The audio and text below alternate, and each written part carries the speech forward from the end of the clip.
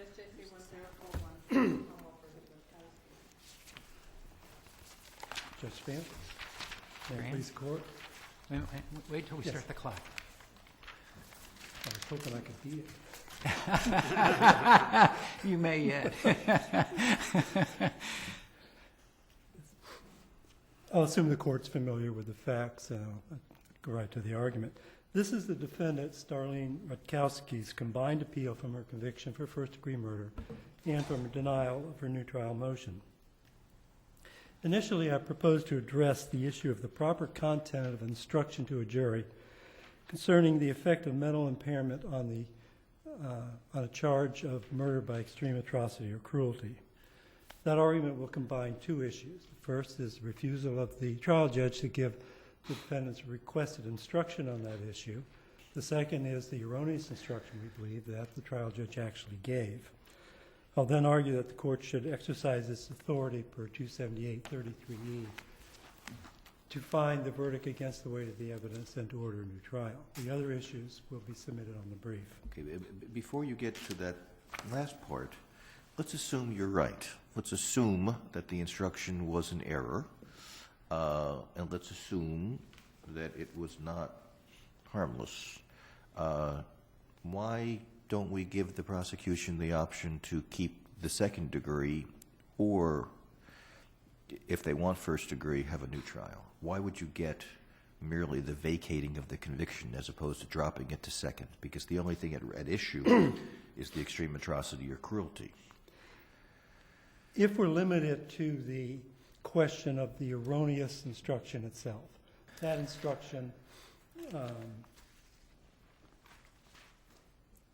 probably would result in reduction to second-degree murder, if that's the only issue. But what I'll argue later is that given the circumstances of this case, her background, the nature of her mental illness, her mental impairments, the failure properly to instruct the jury, all of these issues would combine so that this woman should not be held responsible for this crime and a new trial should be ordered. So on that part, we're saying that she was not responsible at all.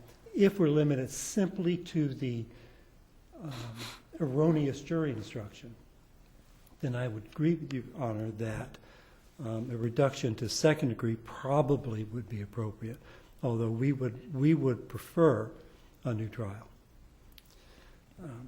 In Commonwealth v. Gould, the court addressed the issue of the way in which mental impairment should impact a charge of murder by extreme atrocity or cruelty.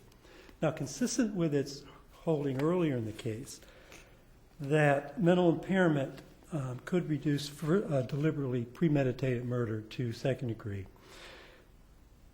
If the mental impairment was sufficient to preclude the formation of specific intent or to preclude the ability to engage in deliberate premeditation.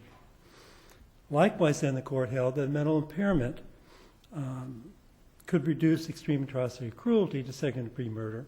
One of two things. One, it prevented the formation of malice, the mens rea requirement. Or second, if it prevented the defendant from making a rational decision or the capacity to make rational decisions of whether or not to act. That is,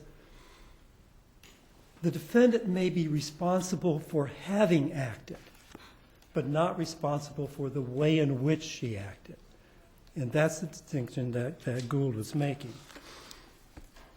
That is, this is not, and I think this is a problem that runs through the cases, this is not a requirement that there is an additional mens rea aspect to Gould. When Gould says appreciate the consequences of the choices, it is not saying that the defendant must know that her acts are extremely atrocious or cruel. What the court is talking about, what Justice Abrams was talking about with that language, is whether the defendant had the capacity to have that appreciation, the ability to make rational decisions. It's a focus on mental functioning. It is not a focus on knowledge. Yes, Ron.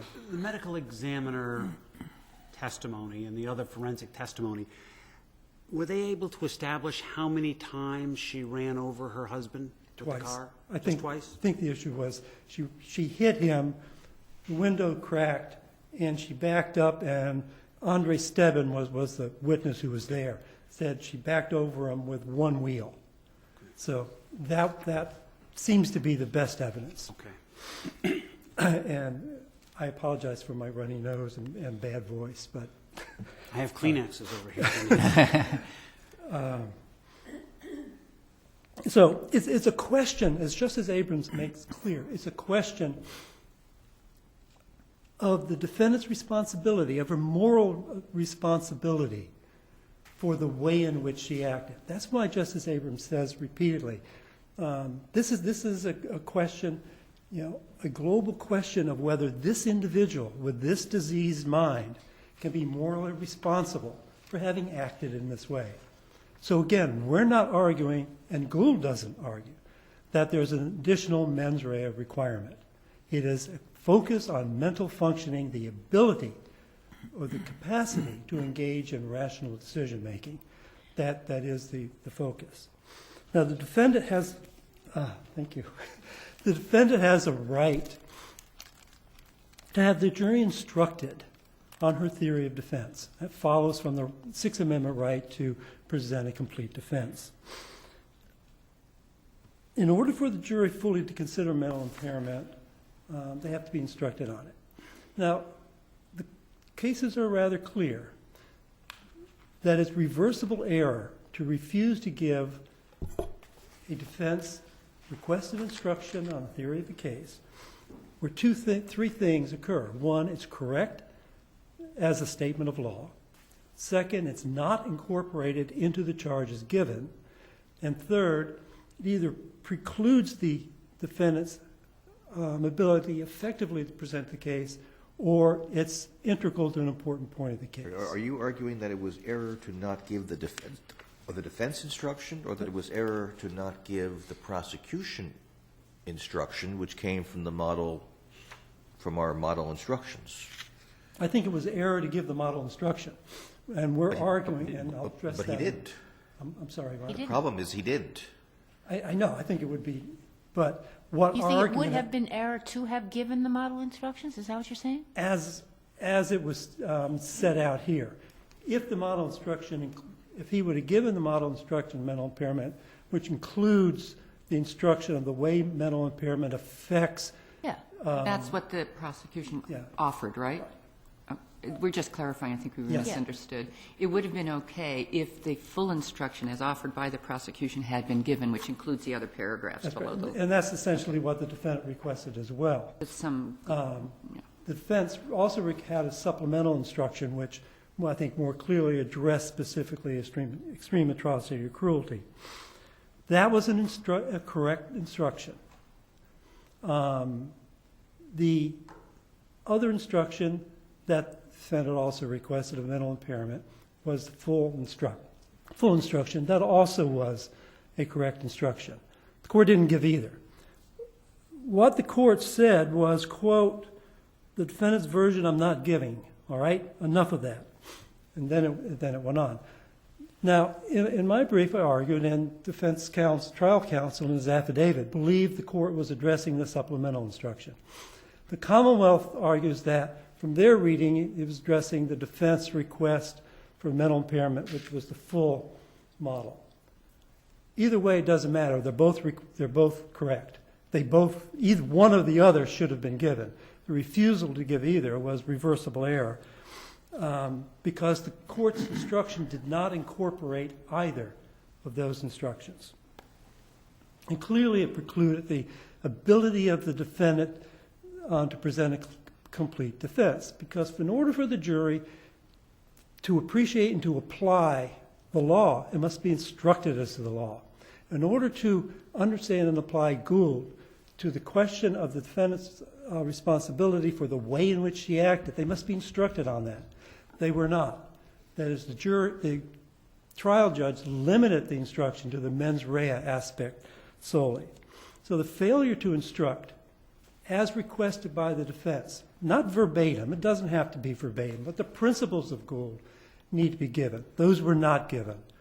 But if you go through the various Cunene factors, as far as I can tell, there's only one Cunene factor that state of mind relates to, which is indifference to or taking pleasure in the victim's suffering. No, I think I would disagree with that, Your Honor. I think that's a misreading of Gould and the case law. What Gould is saying is that the defendant's mental impairment has to be considered, or the Cunene factors have to be in the context of the mental impairment. That is, could he make a decision in a rational manner? Could he appreciate the consequences of the choices? That is, was her mental functioning sufficient to hold her responsible for the way in which she acted? All of those ways. Okay, not just one. But you agree that you don't need to intend to commit a crime cruelly or atrociously. That's true.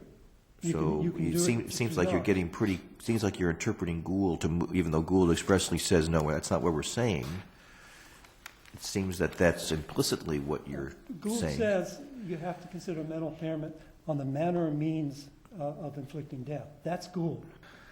Now, what Gould is saying, and what we're saying is, what they're talking about is the defendant's mental functioning and their moral responsibility. Can you hold a person who is this mentally ill responsible for having acted in this way? So it goes to all of the Cunene functions. It is not a question of knowledge that the actions are extremely atrocious or cruel. That's an objective test. They're talking about moral responsibility of a person with a diseased mind.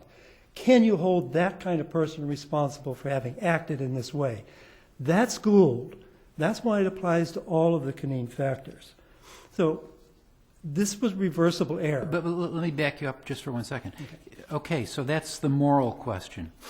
How do you articulate it in the context of the application of extreme atrocity or cruelty? I think Gould gave a suggested instruction on precisely how to do that. And I think that is a good instruction.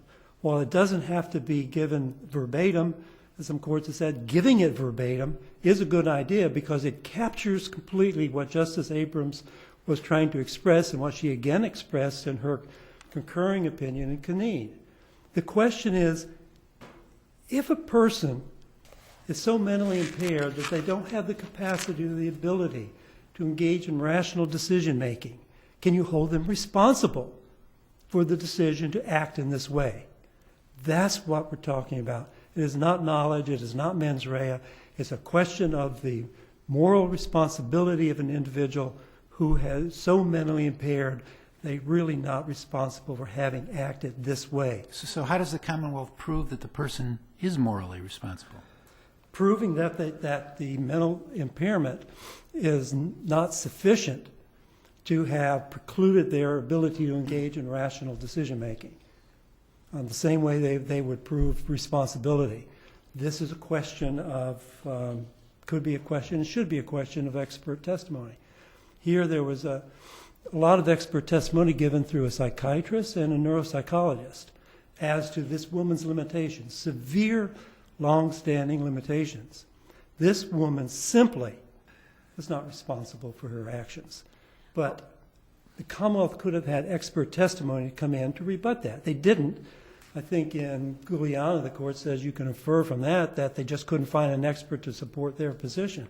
It's probably the case, given the clear, overwhelming evidence of mental illness and neurological impairment. But that's the way they would address it, the same way they would address the issue of lack of responsibility. As to the instruction that was actually given, the Commonwealth agrees, maybe the only point we agree on, it was error, because the court left off half of the required instruction, did not instruct the jury on the issue of the way mental impairment can be considered with regard to the manner and means of acting. We will add to that the court erred by not instructing that mental impairment sufficient to preclude extreme atrocity and cruelty would require a second-degree conviction and not guilty. The prejudice from this, I think, is quite clear. The judge's instruction was structured in such a way that once they found malice, that is, once they found at least knowledge that death was likely, the defendant really was to be found guilty, notwithstanding the way mental impairment would have affected the manner and means of acting. That is, you give the action, she ran him over with a van and backed over once. It's not too hard to say, well, that's a bit excessive. But the jury then had to say, is she really responsible for that? Was that rational? Was she able to engage in rational decision-making when she acted in that way? That's what Gould requires. The court did not give that. She acted in what way? When she ran over him a second time? Either way. Okay, thereby making it extremely atrocious. Yeah. I mean, they could have found that running him over the first time, the way she did it, that was probably open to a jury to find that way. But the jury has to conclude, has to also consider the mental impairment on the way in which death was inflicted. That was not done. It's clear this was prejudicial. And particularly, it follows from the similarity between deliberation. If mental impairment is sufficient to preclude the ability to engage in rational decision-making to determine whether to act, that reduces deliberately premeditated murder to second degree. In the same way, the inability to engage in rational decision-making with regard to how you act reduces extreme atrocity cruelty to second degree, which is back to, I think, your initial question, Judge Gann. As with this instruction, a second-degree verdict was likely, given this woman's history of mental illness, given her neurological impairments. Had the jury been instructed of how to apply the mental impairment to the manner in which she acted, and had they been instructed that if you find this degree of mental impairment, it doesn't require not guilty, it requires a second degree. The jury had found, rejected lack of responsibility, so not guilty was not an option here. A second degree was a real option had the jury been properly instructed. Now, we argue also that this verdict was against the weight of the evidence, and we ask that a new trial be ordered. This case is in principle, not factual, but in principle, indistinguishable from Commonwealth v. Gould, Commonwealth v. Mutina, Commonwealth v. Guliana. Ms. Rutkowski is a very troubled woman with an extensive history of mental illness and neurological or cognitive impairments. She has serious, long-standing psychiatric problems, including bipolar disorder. She has serious neurological impairments that prevent her ability to control her emotions. As Dr. Pierce stated in his testimony, her neurological impairments interfered with her ability to think, to reason, and to cope effectively. Right, but I mean, we often have defense experts who so opine, but she was functional, she was working, she had never been in a mental institution before, and she said she was going to kill him. Well, she had to have commitments to psychiatric wards, Sorry? To psychiatric wards. She had a number of admissions. Had the Commonwealth been able apparently to find an excerpt to opine that she wasn't mentally impaired, they would have presented one. They didn't. This is unrebutted testimony, and while the Commonwealth doesn't have to. I mean, they could rely on her conduct, what she Yes. did, what she said, how she acted when she was interviewed shortly afterwards. I mean, they can rely on that to show that the person was That's what I was just mentally about to say. The competent. Commonwealth doesn't have to present expert testimony, but here there's no affirmative circumstantial evidence of sanity. There are 5 witnesses essentially as to her conduct. The defense called the postmistress who testified that earlier in the day she made a comment about some dust being left over after the defendant cleaned the post office. And this is the level of workability that she has. And she went into a rage. She tried to assault the woman. Contrary to what the Commonwealth says in the brief, she didn't control herself. She had to be controlled by her husband. She struggled with him. She tried to assault the postmistress, and he ushered her out. Then there were 4 witnesses to the scene. There was Timothy Jones and a Thomas Malley, stepson and stepfather. Mr. Jones says the defendant was very upset, screaming most of the time, yelling, quote, not really thinking what she was saying. Mr. McNally says the defendant was upset. She was yelling, throwing things in dumpsters, screaming. Gloria Kimball, who was looking from a window, described her as yelling, swearing, looked up and saw her just looking at her and said, you're going to be next. Andre Stebbin, who went down to the scene, described her as, quote, very upset, extremely upset. This is the only testimony of this woman's state of mind around the time of the incident. Now, that was in the manic stage of her bipolar disorder. When the police got there, she had come down probably to the depressive stage and said, yes, I ran over him. We then have the tape statement. Now, Commonwealth says this is a calm, rational statement. If you look at Trooper Gibbons' statement, you see his description describes pressured speech, which is characteristic of bipolar disorder.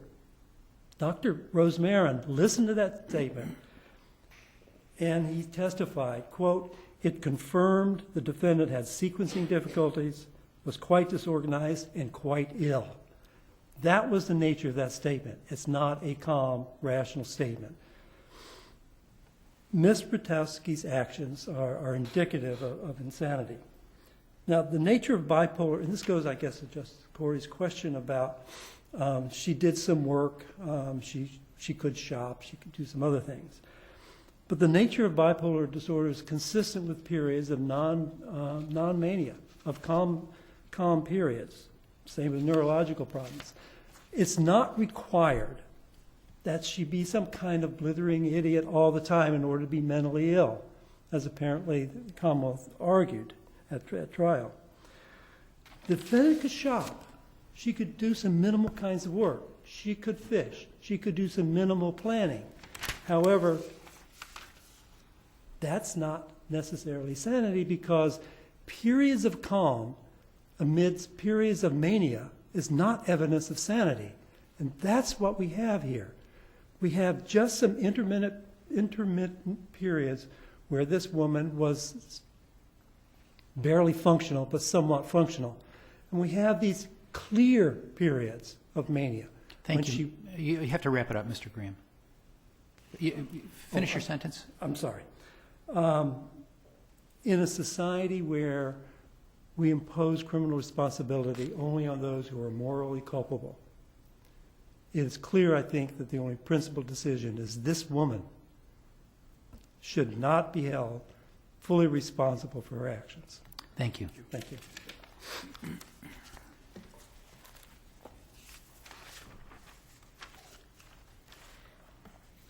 Good afternoon, I think.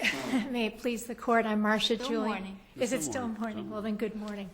I'm Marcia Julian with the Hampden County District Attorney's Office representing the Commonwealth today.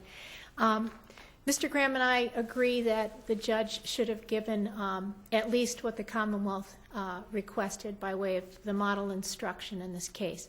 That would end where we agree. The instruction that I think was the subject of the charge conference, and when you have an opportunity to read those 11 or 12 pages in the June 15th transcript, from context it would appear, and the judge referred to your diminished capacity instruction, it would have been the instruction that the defendant, trial counsel, tracked the model language and then tacked on at the end footnote 16, I think, from the Gould decision, which talks about the defendant's ability to appreciate the consequences of her conduct. Now, time and again, this court has said a judge does not have to give that particular formulation of the instruction. I think that this court has also said that the model instruction passes muster. That's what But I mean, but we don't generally have a situation in which the prosecution Because- asks for a model instruction and the judge doesn't give that or the defense instruction. I mean, so is it, I mean, it's a funny situation, It is. and I feel your pain. Thank But are you saying that if a defense lawyer wants more than the model jury instruction and the judge says, I'm not going to give it, the judge then doesn't even have to give the model jury instruction? Well, I think what happened here, and this goes directly to whether or not the error was preserved, and obviously I take the position that it was not preserved error and that it should be reviewed for substantial likelihood of a miscarriage of justice, for which there's an awful lot of precedent. This court has looked at a number of these cases and what it considers on that issue. But before I jump to that, I will say that the judge said, okay, I'll give it. And then he talks about the model. And then he reads what he intends to give. And it's not the model, but defense counsel doesn't say too much about it. And then the instruction at the next opportunity, the instruction is given, and defense counsel says, I don't have any objections to any of the instructions.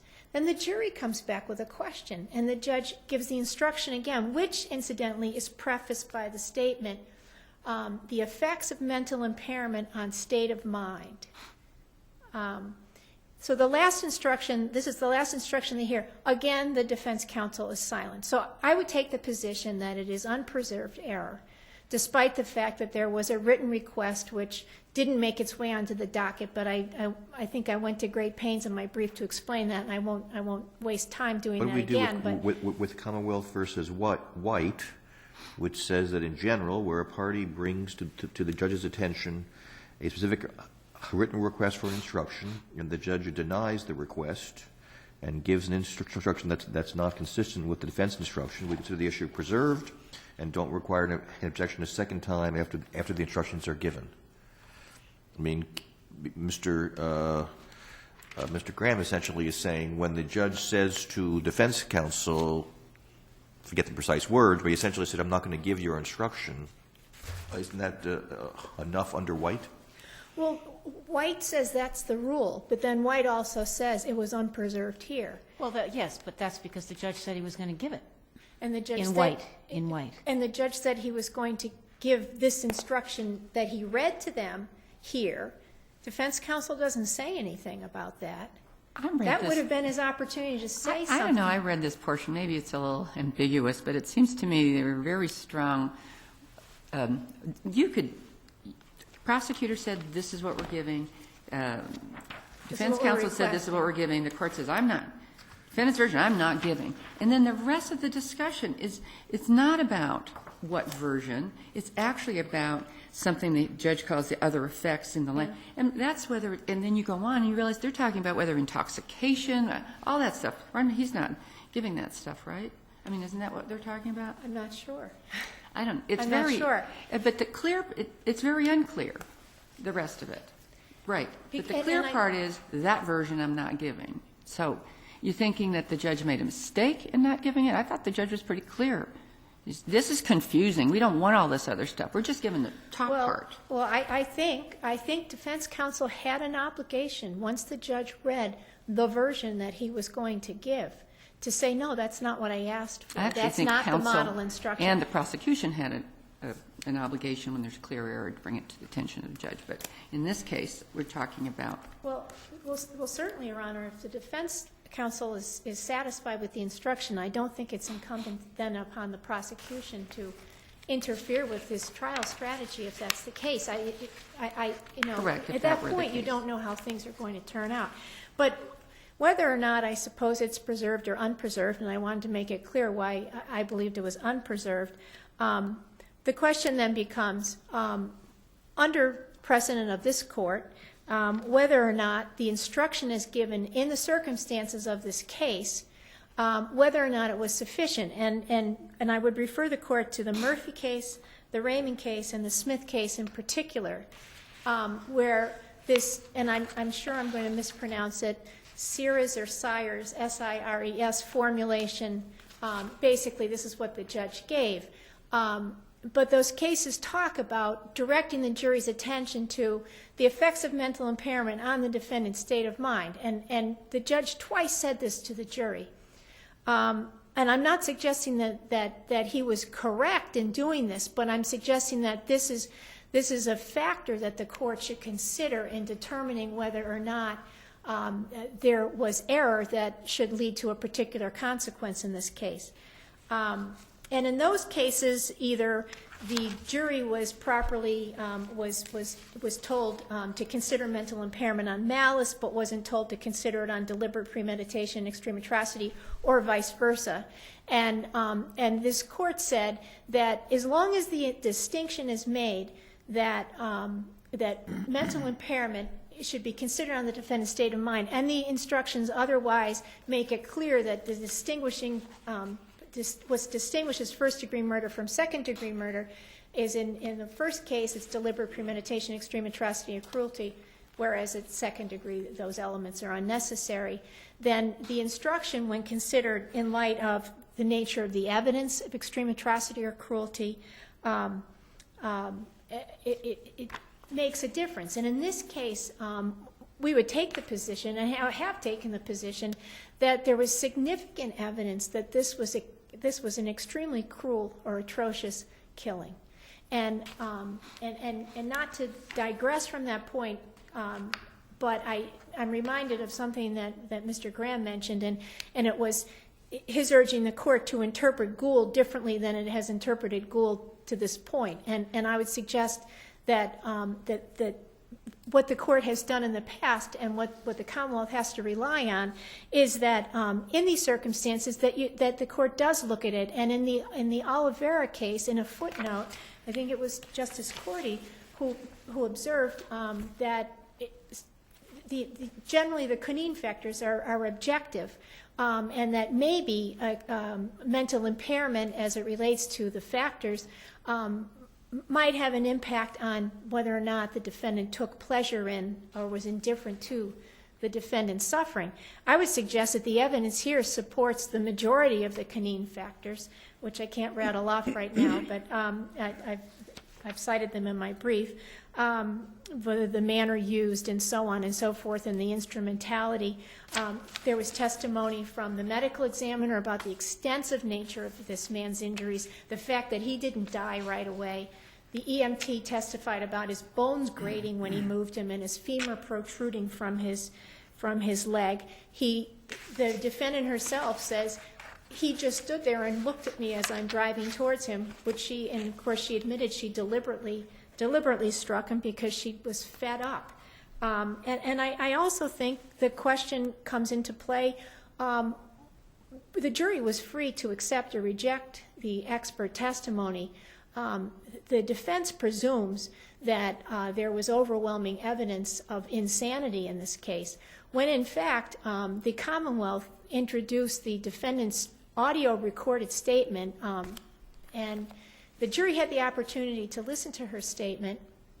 It was pretty powerful evidence of her interaction with the police within an hour of this incident that the jury could draw their own inferences about her state of mind at this point. Now, in terms of harmless error, what do we do with two matters? One is the jury did not find her guilty of first degree by deliberate premeditation, Yes. even though there was plenty of evidence that she intended to drive into him.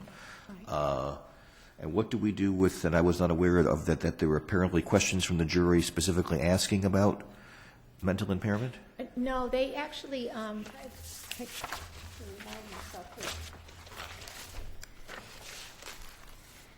So we would like, oh, sorry, go ahead, you found it. in the very final skinny transcript dated June 16th, we would like a written copy of the criteria and definitions according to Mass State law for criminal responsibility, specifically mental defect and legal definition of insanity, and the judge took it upon himself to repeat the mental impairment instruction followed by the criminal responsibility instruction. That's what prompted that instruction. But on the I'm not going to suggest that I know why the jury didn't convict her of deliberate premeditation, but I think if you look at the theory of defense and you look at the expert's testimony, they may have accepted, because there was a lot about her cognitive impairments and her executive function and so on and so forth, and the closing argument focused on this is a woman who doesn't deliberate.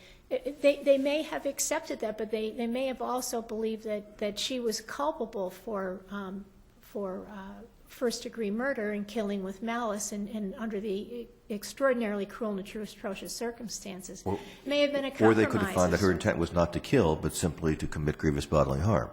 That's right. It could have been on the second or the third prong of malice as well. That's right. But in any event, regardless I've